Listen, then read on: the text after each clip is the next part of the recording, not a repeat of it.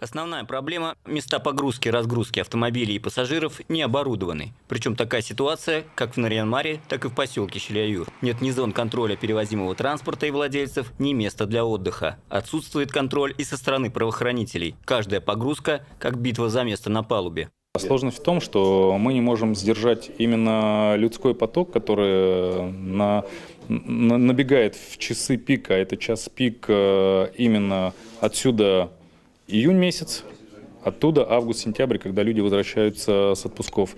Я говорю, люди уедут уставшие, люди едут изнеможенные, с семьями и просто атакуют нас как перевозчиков, фактически захватом судна.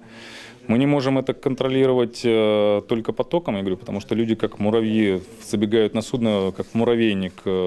Не можем контролировать, не можем отсекать. Мы как раз у представителей органов власти и представителей органов как законодательной, так и муниципальной власти попросили хотя бы какую-то поддержку, чтобы это были какие-то организованные места пропуска, да, чтобы можно было человеку пройти с купленным билетом. С начала нулевых водная переправа популярна среди горожан. Добраться по ней до Большой Земли на автомобиле гораздо дешевле, чем на самолете. Внимание к транзитным перевозкам, вернее, затем, насколько они безопасны, обратили и контролирующие органы. Но частые проверки мешают бизнесу, уверены перевозчики. Мы-то сейчас не про себя, в первую очередь думаем. Мы, еще раз повторюсь, без этой ведь не пропадем. То есть мы с голоду не умрем. А вот то, что округ и город получат проблемы с отсутствием этой схемы транспортной, это да. Потому что морской путь, он не обеспечит того, что мы обеспечиваем.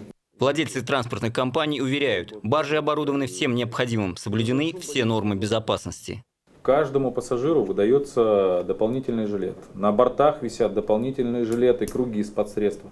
У нас на каждом судне имеются плотики на 24, по-моему, человека. Их 4.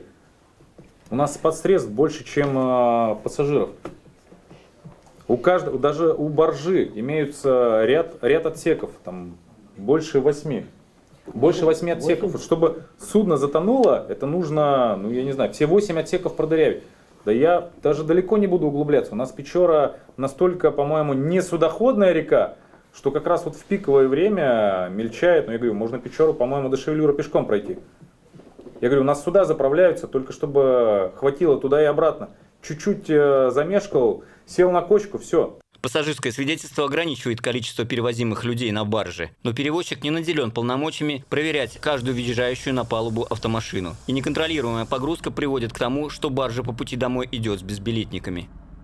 В кинотеатр заходите по билету, правильно. Точно так же и на судно по билету. Вы показываете билет, пожалуйста, проходите. В билете написан номер транспортного средства, пожалуйста, проезжайте. Прежде чем проехать на судно, извольте в соответствии с условиями договора открыть двери, чтобы мы убедились, что там нету иных пассажиров. Дмитрий Владимирович, мы поэтому и говорим. На судно заезжает машина и записывается, как из правил, как из практики.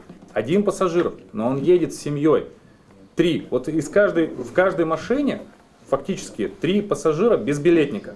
Предприниматели должны работать на маршруте по Печоре исключительно в правовом поле, уверены представители контролирующих органов. Если вы взялись, как говорится, за этот гуш, не говорите, что не дешь. Вы должны обеспечивать транспортную безопасность. Все контролирующие органы завязаны на один закон. Не на один, у каждого есть один. Но транспортная безопасность, 16-й закон.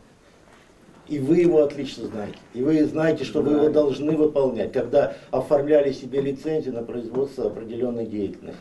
Получится ли совместить экономический эффект от перевозок с законодательной составляющей, покажет уже ближайшая навигация. Тимофей Жуков, Антон Ведряков, телеканал «Север».